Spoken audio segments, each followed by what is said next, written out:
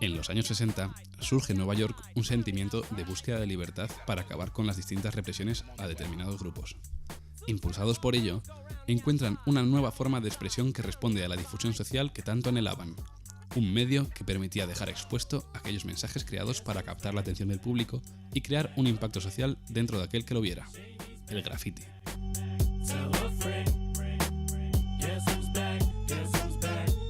El impulsor fue Darryl McRae, quien firmaba con la palabra cornbread, como forma de protesta y para exigir este alimento en su reformatorio. Seguido por Taki 183, el primer grafitero en ser reconocido por los medios de comunicación, cuando, en 1971, el New York Times escribe un artículo sobre él. Este hecho ensalza su trabajo como modelo de referencia para aquellos que también desean reflejar sus ideas y sus opiniones a través de la pintura callejera. Poco a poco, los muros abandonados, calles y el transporte público fueron llenándose de pintadas de otros artistas.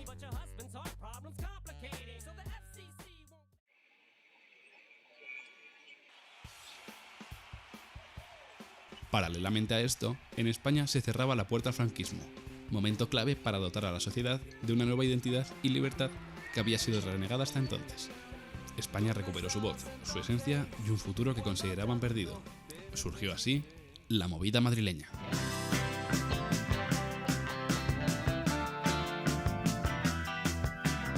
La vida nocturna invadió las calles de nuevo. Pronto, Madrid se convierte en una ciudad de referencia, y el movimiento no tarda en expandirse por otras ciudades españolas. Toda expresión artística se impregnó de la esencia de la movida, destacando la música, donde había una gran variedad de estilos, desde el glam pop hasta punk y rock. Y en medio de todo esto, dentro de un humilde grupo de música formado por adolescentes, nadie esperaba que su batería iba a cambiar la historia con su firma.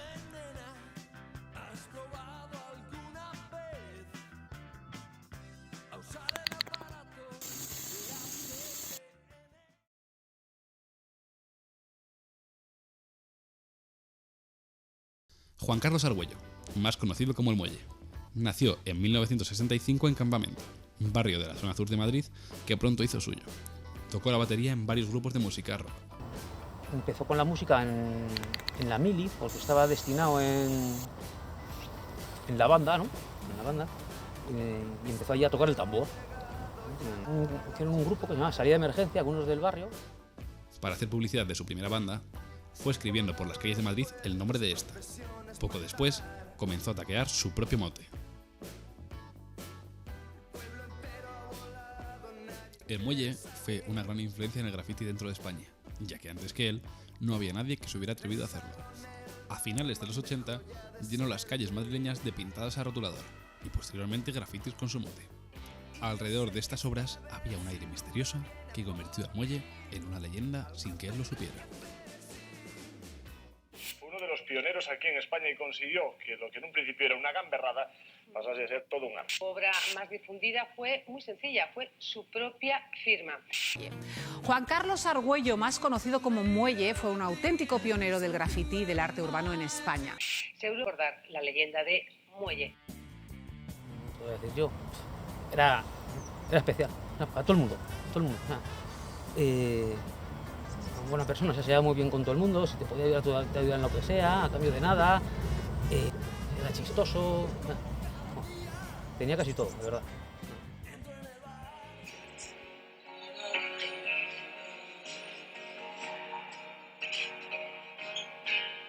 Pero la verdad que no podía irme de aquí, de Campamento, sin presentar a uno de los grandes de España, ¿no? Tuve la suerte de compartir con él colegio, de compartir con él muchas aventuras y muchas historias. Gente de la que he aprendido muchísimo y me llevo un recuerdo para arriba o para abajo, para donde sea. El Muelle crea un estilo propio que evoluciona con el tiempo. En su origen se aprecia una estética punk, con letras quebradas y picudas que después se suavizan redondeándose. Otro rasgo característico de su obra fue la flecha, de la cual fue pionero. Mucha gente comenzó a usar este recurso en sus propias firmas, mientras que otros se basaron en ella para crear otros estilos. De repente, numerosos artistas se lanzaron a divulgar su arte. Yo pinto porque es mi forma de expresar mis ideas. Pinto porque me gusta y para saber por dónde paso. Pinto porque además de que me gusta, me libero y busco la fama. Pinto porque me gusta y para darme a conocer en todos los sitios. Yo pinto porque me gusta decorar las paredes y ver mi firma en ellas. Viendo la repercusión que tenía su obra y la cantidad de personas que trataban de imitarle, no tardó en patentar sus pintadas con la famosa R, haciendo alusión a marca registrada. Todavía está fresca. Joder, y decían que se había retirado. No sé, a lo mejor no la ha hecho él. Hay muchos desaprensivos que le copian la firma, Qué va, chaval, fíjate bien hecha que está. Se nota cuando hace el muelle, ¿verdad? Por poco le pillamos. Qué va, el muelle no hay quien le pille. ¿Por qué la registré? Más bien por un plagio comercial que se veía venir. Tu marca fue utilizada por varias empresas, por decirlo así, entre ellas, por ejemplo, el Ayuntamiento de Madrid. En 1988, la revista Villa de Madrid quería impulsar la candidatura de la ciudad como capital europea de la cultura. El problema fue que usaron la firma del muelle sin su permiso. Es decir, por un lado el ayuntamiento me persigue, me borra, me lleva ante los tribunales y por otro lado utiliza mi logotipo para lo que cree menester. A pesar del plagio y la imitación, mucha gente admiraba y apreciaba el arte del muelle, convirtiéndolo en un gran icono de inspiración. Uno de sus seguidores fue Tifón, vecino del autor al que le pararía un futuro brillante actuando, algo bien alejado del mundo del arte callejero, Daniel Guzmán. ¿Pintaba mal? ¿Pero bien? No, pintaba entre bien y mal, ¿no? Depende del día, depende de la noche, depende si tenía que salir corriendo, depende de la urgencia, depende de todo. Pues pintaba de todo. Por otro lado, encontramos a Carlos Ibáñez, un fiel seguidor que mantiene en su zapatería una firma que le pidió cuando era joven. La firma me la hizo Juan Carlos cuando yo era pequeño. Él estuvo yendo a su estudio, mi padre hace diseño gráfico y él quería aprender a manejar el aerógrafo y por mediación de un conocido común que tenían él y mi padre, pues empezó a ir al estudio y entonces en una de esas que estaba por allí, el pesado del niño que era yo en esa época, pues hazme un dibujo, el de la moto, ¿qué tal? Y pues, toma niño, pues, me hizo eso con chorretones y todo y para que le dejara un poco en paz, me imagino, ¿no? Yo el graffiti considero que no es un acto vandálico, considero que es una manera de expresión. De hecho, Muelle, en sus orígenes, su idea era poder expresar un mensaje con su firma. El Muelle usaba el medio de expresión para celebrar su libertad, para seguir recobrando la vida y la esencia que surgía del Madrid de la movida. En primer lugar, vamos a explicarle al público por qué tenemos que estar en esta oscuridad. Bueno, precisamente porque lo que es famoso es mi marca, no mi persona. Es decir, soy un famoso anónimo. Mi familia o mis padres, pues bueno, sí es verdad que no lo veían bien, ¿no? Al principio. No lo entendían. Bueno, que se dedicara a otra cosa, que hiciera otras cosas. Pero a los pocos años enseguida, bueno, ya le dejaron y más o menos ya luego un poco más le apoyaban. Lo que tú haces siempre es lo mismo, además curiosamente, ¿no? Tu pintada, digamos así. Sí, un poco son variaciones sobre lo mismo, cambia sobre la misma grafía, colores y combinaciones distintas, pero en el fondo la idea es la misma. En 1993, tras numerosos grafitis en su historial, dejó el spray y el bote de pintura apartado, pues consideraba que su mensaje ya estaba agotado. ¿Quién diría que 2 años después moriría víctima de un agresivo cáncer de hígado a la edad de 29 años? Poco después, sus firmas desaparecieron de Madrid ante la pasividad del ayuntamiento de la capital, el cual no tomó medida alguna para su conservación. Apenas se mantienen obras de este pionero, solo los recuerdos y las fotos de unos pocos nostálgicos.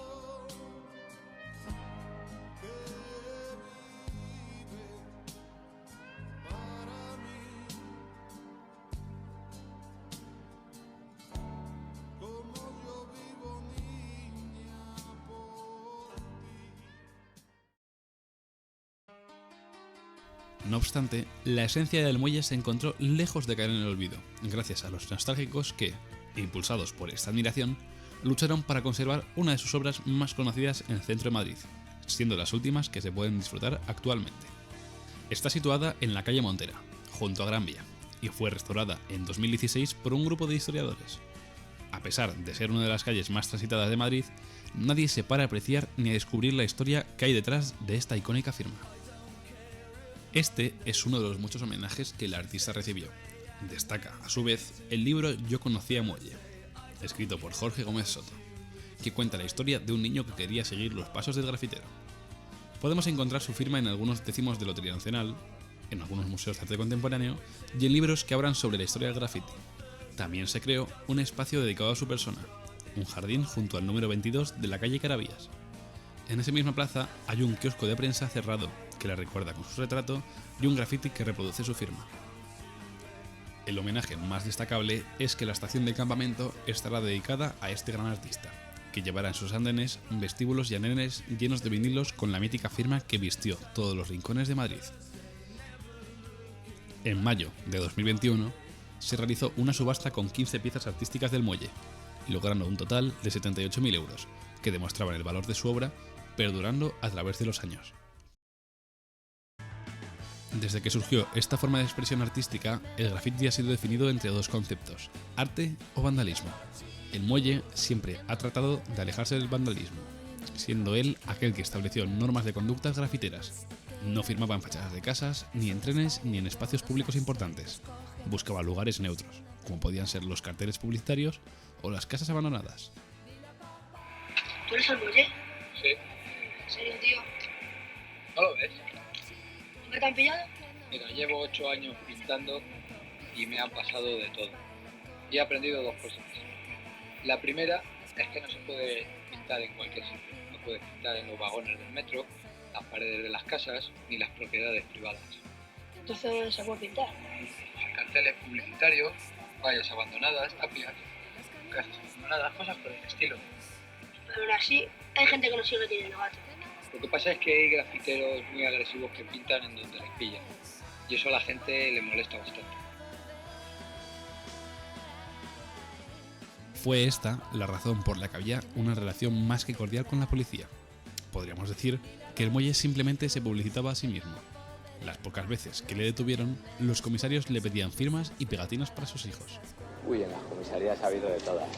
En la comisaría, pues... Recuerdo en una cuando fui a poner una denuncia y que el comisario no se creía que era el muelle. Entonces tuve que estamparle una firma. Le estampé una firma y, bueno, al final se quedó con pegatinas y todo. Pero, a día de hoy, ¿podríamos decir que se siguen cumpliendo estas normas? Centro de Sevilla han sido dañados por un grafitero usando un spray muy corrosivo que hace que sea casi imposible limpiar la pintada.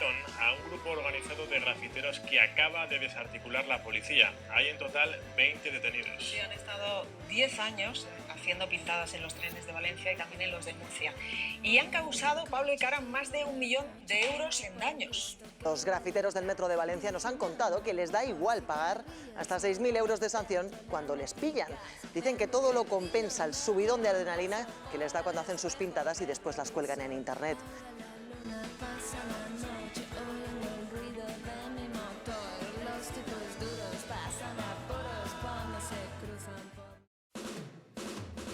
Esta concepción del graffiti como vandalismo no está extendida entre los artistas, quienes afirman que este medio de expresión es 100% arte.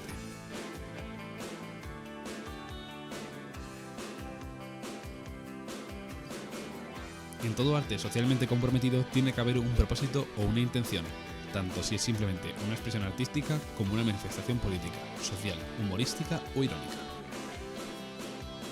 ¿Podríamos decir que deja de ser arte cuando es un parche al azar en cualquier pared sin significado?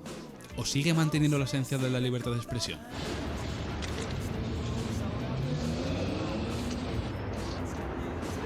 ¿Qué pasa? ¿Le molesta que pintemos? No, no, pero ¿por qué lo hacéis? Porque nos gusta. ¿Pero qué quiere decir? Nada, son nuestros nombres. Nosotros escribíamos otras cosas, teníamos algo que decir. Mi viejo también hacía pintadas políticas. ¿Qué pasa de política? Política es todo. Y tú has puesto un símbolo de anarquía. Qué bonito. Las cosas no se hacen porque sean bonitas. ¿Es que estáis de acuerdo con todo lo que sucede? ¿Con vuestra vida? Si tenéis algo que decir, decidlo. ¿Y de qué va a servir? Desde su comienzo, hemos podido ver cómo las calles se llenaban cada vez más de estas pinturas, hasta el punto en el que no nos sorprende ver pequeñas firmas en cada calle, algo que genera diversas opiniones. Yo creo que estos chicos deben mirar lo que es la ciudad y tenerla un poquito más limpia. La verdad yo creo que depende mucho todo de la educación, está fatal visto y yo creo que hasta las mismas familias teníamos que ser conscientes de que nuestros hijos no hicieran eso. Está muy mal, que estos chavales debían de meter unos 4 palos para espabilar. Pienso que es la forma de manifestarse que tienen ellos, ¿no? Porque no les escuchan en ningún sitio tampoco, entonces lo que pintan es para que alguien les haga caso o que lo lean, pero queda muy mal. Porque a mí me parece que algunas cosillas puede estar bien, pero normalmente es una guarrada. Pues de que es como un arte muy bonito, la verdad, por las calles, que ilumina a todos. Me encantan, de hecho por aquí hay unos grafitis que son muy buenos, por ir esta calle para arriba, están súper buenos y me parecen súper bonitos.